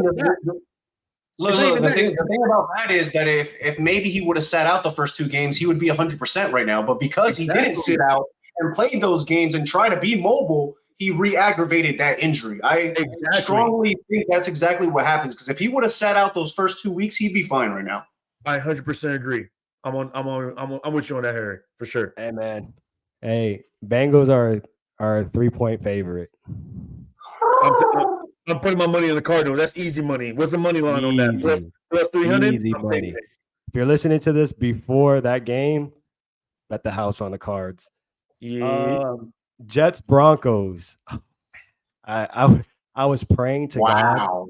I was praying to God that we would have Aaron Rodgers for this game, because I really wanted to stick it to Sean Payton. Sean Payton looks like a jackass right now, bro. Yeah, he does. Sean Payton's losing respect from everybody, bro. He's a great coach. The whole blaming others and pointing fingers thing, it doesn't sit well with me, and I don't agree with it. But I got the Jets. I'll go first on this one since it's my team. Jets Broncos in Denver. Jets 1-3. Hurtful. Lost Rodgers for fourth play of the game. Been devastated ever since, boys. Can't lie. Had no faith in Zach Wilson. Zero faith. Showed me a little something last week. Can't lie. But I'm a man of sample sizes. And with sample sizes, it shows that with the amount of starts that Zach Wilson has, he has a losing record. The man is a turnover machine. I mean, my God. You had 7 minutes left in the fourth, and you fumbled the ball on a snap, bro. And it's not even like it was a terrible snap. You fumbled the ball. You took your eyes off of it. The sample size reads this, gentlemen, and you can agree with me, and I know you will or not. Zach Wilson's terrible. The boy is ass. I don't give a fuck if Aaron Rodgers, God himself, taught him how to throw the fucking football. That man gets on the damn field, he is a walking 3 and out. You hear me? A fucking walking 3 and out. Salah's on this man's nutsack, cradling them, and I don't know why. I don't know why. We go out and get a bum in Trevor Siemian. I mean, a goddamn bum in Trevor Siemian. And Nathaniel Hackett can't call a game to save his life. He depended, and I know he did, on having Aaron Rodgers there and making calls at the line. And to not have that, he hasn't been able to come up with a good game plan. Yes, I mean, the second half of the Jets game versus the Chiefs was by far the best I've ever seen Zach Wilson play. But that's a small sample size. That is literally 2 quarters that I've seen this whole year. The whole time I've actually seen him play, it's only been those 2 quarters that I've seen him really let it loose and make his players go up and make a play. I mean, he had some incredible pinpoint back shoulder passes that I couldn't go out there and throw. They were incredible. I want to see that level of consistency with Zach Wilson throughout these next couple of games. I mean, if we go out there, play our style of Jet defense, and we can go out there and get a couple passes on offense, hopefully Zach Wilson can pick up from where he left off, I think we get the W in Denver, because them boys are trash. But, I mean, do I see Russell Wilson out there balling on our defense? God, no. I don't see that at all. I think our defense gets a interception, and a fumble recovery for a touchdown this game. I'm rocking with the Jets. Tell me what you guys got. Give me the Jets, baby. I'm taking the Jets this week. For all the reasons that you just mentioned, Nate. The Broncos are just dog shit, and them being home doesn't make a difference in my opinion. The Jets defense is like that. They're gonna stop Russ from scoring. They ain't playing the Bears this week, so you're not getting that dub that you're looking for. So Zach Wilson is not gonna win in that game. I think it's gonna be the defense. All he has to do is just don't turn the ball over, man. Like don't give up pick six, don't give up scooping scores, don't give the defense the Broncos defense an opportunity to score on your team. And as long as you do that, you'll be fine. So yeah, I got the Jets this week. Who you got, Clary? As much as I want to sit here and disagree with you guys, since we're all going to sit here and have the same take, I do agree with you guys because I can't really give you guys a good argument as to why I would pick Denver. It's not like we're going to go out there and see a 2014 version of Russ at this point. Like Nate said, sample sizes. I mean, he's been horrible since last season. Hasn't shown really any improvements at this point. I just don't see it, and it's crazy because when he was first traded there, I always thought that the success was going to continue because I thought he was that guy, but clearly he was a systems quarterback that just fit perfectly with the Seattle Mariners. Who riding the tail of an elite defense. Seahawks, out of there. Exactly. Seahawks. That was the Mariners. That boy said the Mariners. I'm tripping today, bro. Nah, you were tripping today, bro. Yeah. All right. This I don't like to see. I don't like to see that we're all rocking with the Jets, boys. That's putting a little bit of pressure on my team, and I don't want to come back here next episode. God forbid the damn Broncos beat us and you guys trash me. So pick up somebody different next time, fuckers. Yeah, I'm gonna need the Jets defense to score a couple points for me because I have in my. Yeah, I got a scoop and score. Trust me. Yeah, perfect. Parlay that. Parlay that. For sure. Zach Wilson, anytime touchdown too. Your boy can scramble. That's all he got. All right, boys. I like this one. The record doesn't really reflect it, although they've been playing pretty trash. But we had a little discussion about them earlier. The Chiefs Vikings haven't looked like the Vikings from last year, who started undefeated and had Kirk Cousins over here rocking these foolish chains with no shirt and dancing. Vikings ain't looking like they're that type of Vikings team anymore, boys. But the Chiefs are looking like they're those same old Chiefs that may be getting calls going their way, but they're still balling. Tell me who you guys got. I think I'm gonna rock here with the Vikings. I don't think that the Chiefs really looked that good last week. They got away with some calls here and there, but they pulled out the W. I think they're coming off of a hangover game and not really coming up to play. I think Kirk Cousins go out there, plays a little scrappy, gets a couple bombs over to Justin Jefferson. We see the gritty a couple times. I'm rolling with the Vikings. Who you guys got? I disagree. I got the Chiefs. Like the Vikings are just they're just too bad, man. They're not playing well at all. Aren't they 0-4? Nah, they're 1-3. They're 1-3. Oh, they won a game? Oh, okay, my bad. They won a game. Still, I got the Chiefs. They don't look good. Kirk Cousins doesn't look good. There's frustration in that locker room. Would y'all say Kirk Cousins to the Jets? I will take that trade. Absolutely. Yeah. Who you got this week? Chiefs, Vikings, Clary? I got Chiefs. I don't see any way the Minnesota Vikings win that game. I don't care how bad the Chiefs are playing. They win playing their worst against the Vikings' best any day. Yeah, I agree. All right. Well, the Chiefs are 4-point favorites, so you're rocking with the Chiefs. Yeah, that's it? 4? Wow. 4 points. Like I said, I think this is going to be a good game, boys. I really don't think this is going to be a blowout like everybody's expecting. I mean, yes, Kirk Cousins has been playing pretty trash, but I mean, at the end of the day, bro, you got a wide receiver 1 in Justin Jefferson. I don't give a fuck who is guarding that motherfucker. He is coming down with that ball if you throw it to him, bro. And we saw that firsthand against the Bills last year where he made that incredible one-hand catch. I mean, that shit was OBJ-esque. Like, it was beautiful. But, at the end of the day, they haven't been playing well, and I'm a man of sample size. So, rocking with this next game. It's the Sunday night game with America's teams, boys. We got the Cowboys Trash. Nah, but they've been playing good. And we So got hard. the undefeated 49ers. CMC's been balling, boys. Shout out CMC, man. I got you in one of my fantasy leagues. If you're watching this, Same. appreciate you, my boy. But yeah, man, Cowboys 49ers. You could sit here and say Cowboys were looking really good up until the loss that they took against the Cardinals. Like I said, don't underestimate them boys.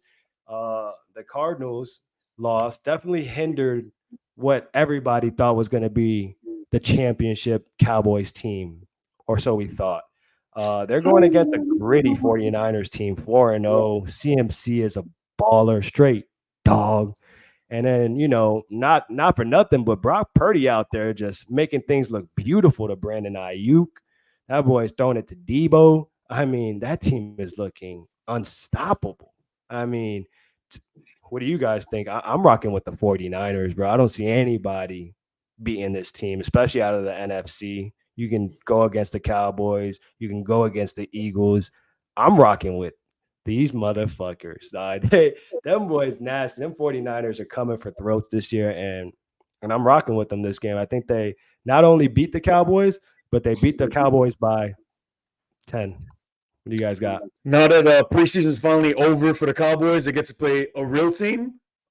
So I'm looking forward to that because let's be real, Cowboys are frauds. They ain't played nobody, bro. And like you said, they lost to the Cardinals. So after I seen that, I'm like, oh yeah, they're really frauds. I already knew they was frauds before, but now that confirmed it for me. Yeah, 49ers way too good on both sides of the ball, offense and defense. Brock Purdy's playing well. He still hasn't lost as a starter, has not lost a regular season game. It doesn't happen against the Cowboys.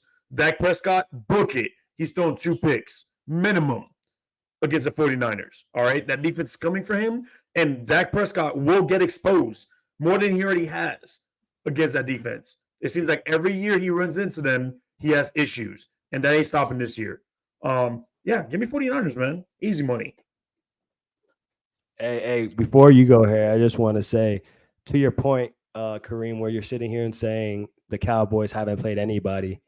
I hate to switch up the sports, but you can go and say that about the Miami Hurricanes too, my boy. Y'all haven't played nobody but the U's back this year. No, we haven't. And I'll say that in a minute. We ain't played nobody, my boy. We ain't. And that's fine, which is why we're not ranked very high. No, you guys are ranked pretty high. You guys are in top 25 for playing D3 schools. Top 25. I mean, the only team you played is the Texas A&M team that was ranked at the time, but they haven't touched top 25 all year. So, I mean, like I said, I hate to switch up the topic, but I just had to throw that in there because y'all boys will be exposed when you come to Florida State if you're undefeated. I'll see you November 11th, my boy. November 11th, Papa. Book it. All right, last game we got here. Day for you FSU fans, man. Oh, shit, my bad. I forgot all about you, Harry. Go ahead. Before I give my pick, November 11th is going to be a sad day for you FSU fans. I mean, man, you don't even believe that. In the preseason, I thought you guys were night and day better than us. But the past two games or so, I feel like you guys are not as good as I originally thought. You look like the Cowboys. Hold on. And I think it's going to be a very competitive game, and I think we will come out on top. I think it's going to happen. Bro, I don't believe in you guys as much as I thought I did. Me either. Bro, sorry, brother. Hold on. And you know what's crazy is that you don't want to lose that weekend because you're gonna have a whole house full of UM fans. Like you're gonna get you know what's funny is all y'all gonna be quiet just like you are about the Dolphins. Y'all about to be quiet just like you are about the Dolphins right now, bro. Just the same energy is about to be deployed in my house, bro. When you guys come back, defeated, another 45-3 ass whipping. Yeah, look. This is why I say. Look, I can definitely understand the perspective, though. I said this game one when we played LSU, and I have it in a group chat with my boys we're all FSU fans. Our secondary is sus, but we're hurt. And that's not an excuse, right? Next man up. I know you're going to say it, Harry, but we've also played meaningful games. Y'all played D3 schools. We played LSU. We've played, Southern Miss. That's a D3 school, yeah. But we played Boston College at the Red Bandana game. And yes, I get it. It was close. We went up 31-10 in that game, if you don't remember. But it was a red bandana game. They're going to play with heart. We're ranked number 4 at the time. You're going to tell me that not everybody's going to give 100% to beat that number 4 team? Come on. You know it was going to happen. Did we let up? Yes, we took our feet off the gas, and we were just about to change out to our bench warmers, and they came back. And not to discredit Boston College, I mean, that's a heck of a team, but you also got to remember that is an ACC conference opponent. That is a D1 program that is coming for everybody, coming for that division title. Everybody wants to win the ACC. So that was a meaningful game. And don't forget that Clemson, when we played them, was ranked 26. They were just outside the top 25. And don't discredit Clemson this year. Yeah, they got off to a rough start. They lost to a Duke team. That Duke team is nasty. That team is looking good this year. Clemson's not, if anything, they're underrated. They're not overrated this year, and nobody's rocking with them. But that's a good team. That's a damn good team. That defensive line is nasty. Y'all boys need to do some research on who FSU played and give some credit. Yes, it hasn't been blowouts. I know exactly who y'all played, bro. I know exactly who y'all played. Everybody wanted to expect it because of that defense. And yes, our defense is sus this year. But we're winning games, and we're getting W's, and we're looking good doing it. I mean, it may not be the prettiest, but that hit from Deloach on the quarterback, Cade Klubnik, totally changed the momentum of the game, bro. Scoop and score, nasty 75-yard touchdown back to the crib. Yeah, y'all was about to take that L until that happened, bro. That's just about out, bro. It was y'all was about to take an L before that happened. Y'all got good hit. Hey, good move. No, good play. 100%. That was a W, bro. No, I know. And y'all didn't get saved by the refs. Y'all made a good ass play and y'all won the game. Exactly. Because you're right, we were about to lose that game. I'm glad. I hope y'all stay undefeated so we come for y'all head and we take y'all home. I mean, we have a tough schedule. Y'all boys got a cupcake ass schedule. We got Virginia Tech, Syracuse easy, but we got Clemson. We play Clemson before we have to play y'all. All right, we play Duke before we have to play y'all. Okay. Duke beat Clemson. I know. Well, I'm saying we play Georgia Tech this weekend, and then Clemson. I believe the week after. What have you done for me lately? Who have you played lately? Temple, Bethune-Cookman. I mean, bro, come on. You might as well be going against the JV squad at Flanagan, my boy. Come on, man. I mean, shit. You might as well get the boys that are coming up for November 11th game. You might as well put us all together out there on the field against Miami. We'll see you in a month, bro. We'll see you in a month. Nah, like you said, though, I really do hope it's undefeated to that point. But Claire, you never told us who you got that game. Who you rocking with? You rocking 49ers, Cowboys? 49ers. Purdy's job is too easy. They're good on both sides of the ball. I mean, what is there to say? You kind of just ride CMC. You have all the weapons around you that necessary. There's nothing that team doesn't have. They have George Kittle, who, although he's not George Kittle of old, he still is George Kittle. He's still better than most tight ends in the league. I mean, it's a blessing for that guy to be your fourth, fifth option. I mean, what the hell kind of shit is that? I mean, Brock Purdy better be 12-0. You put me out there, I'm 12-0 with that damn squad. That squad is disgusting, 100%. Last game, Monday night, we got Packers, Raiders. Boys, Jimmy G has not been performing over in Las Vegas. And the Packers, Jordan Love, I mean, I like what I see from him. Hasn't been able to pull out a couple W's. They're 2-2. But I think I'm rocking with the Packers on this one, boys. I like the grittiness from the Packers team. I love Jordan Love. I mean, I think the boy can sling it. I think he's accurate.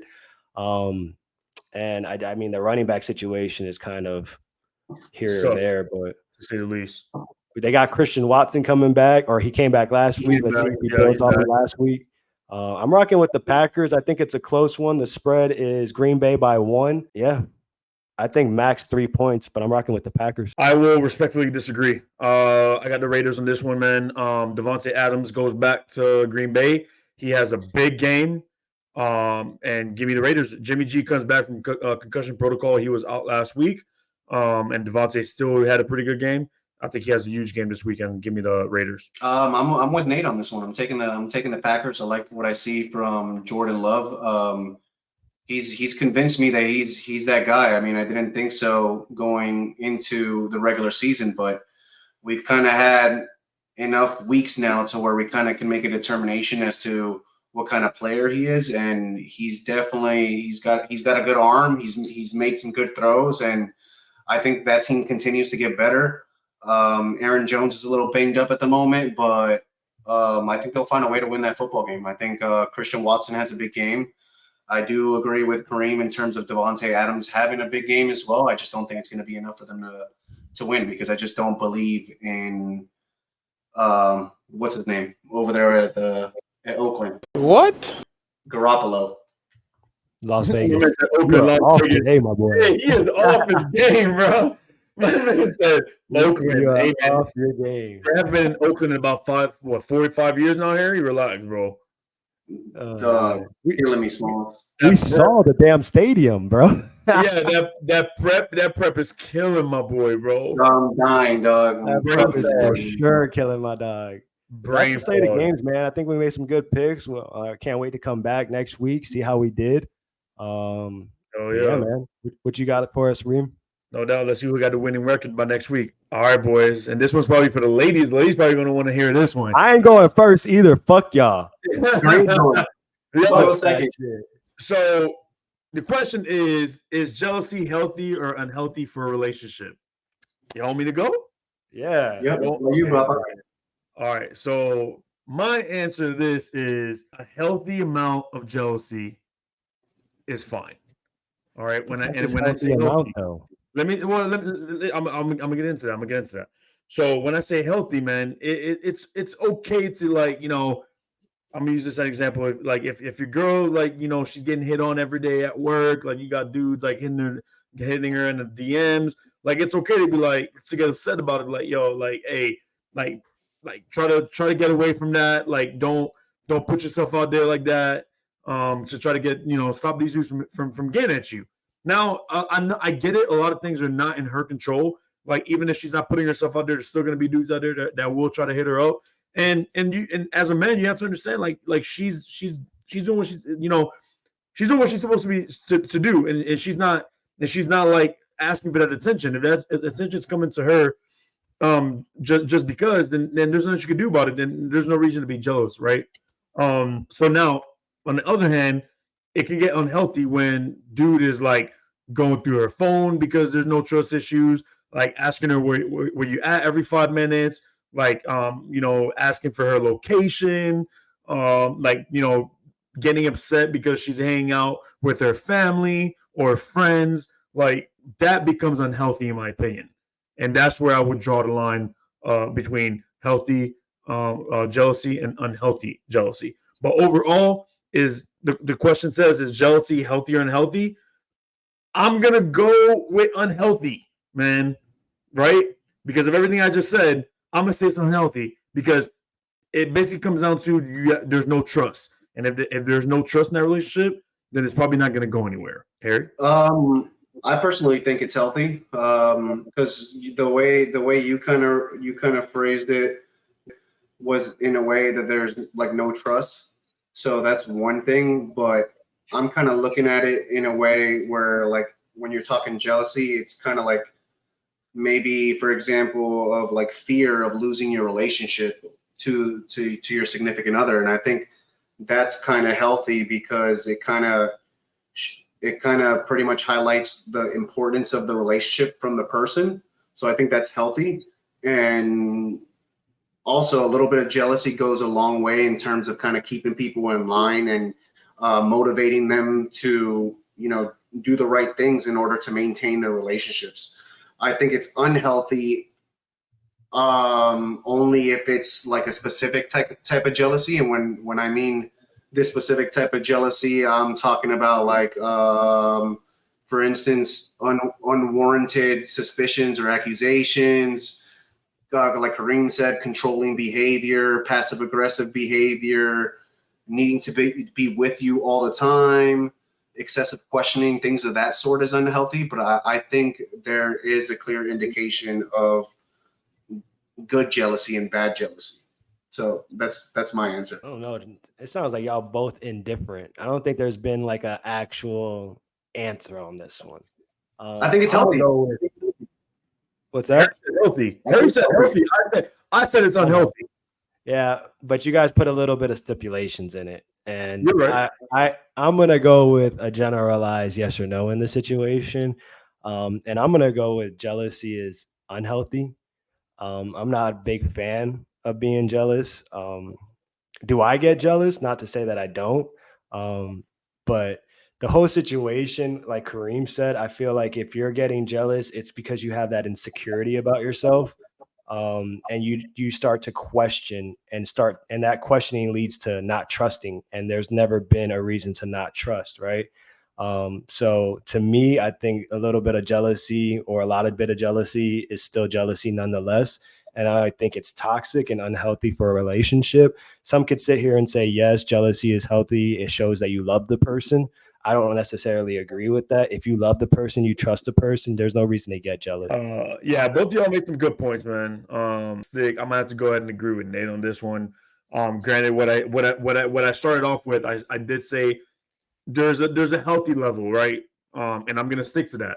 Overall, though, to be jealous just overall and you start becoming too controlling, then no, unhealthy. No, that's toxic as fuck, bro. That's Super. Now you can be possessive. You can be possessive because of, yo, that's my girl.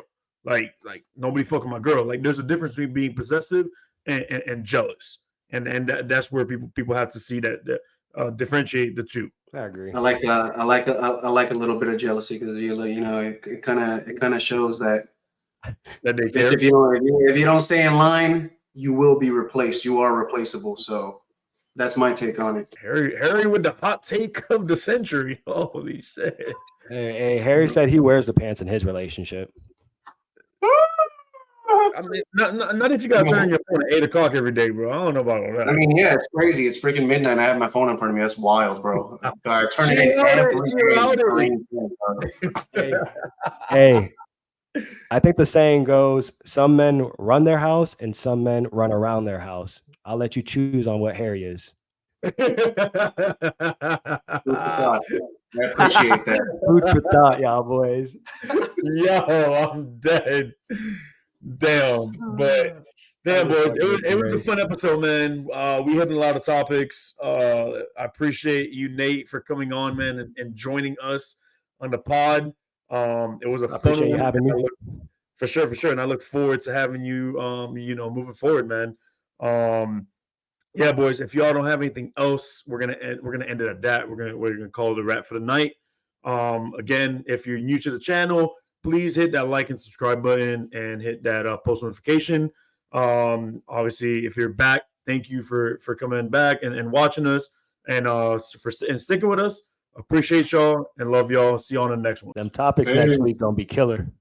Oh, yeah. Stay tuned. Stay tuned for next week. There's gonna be some good loading. For sure. Peace.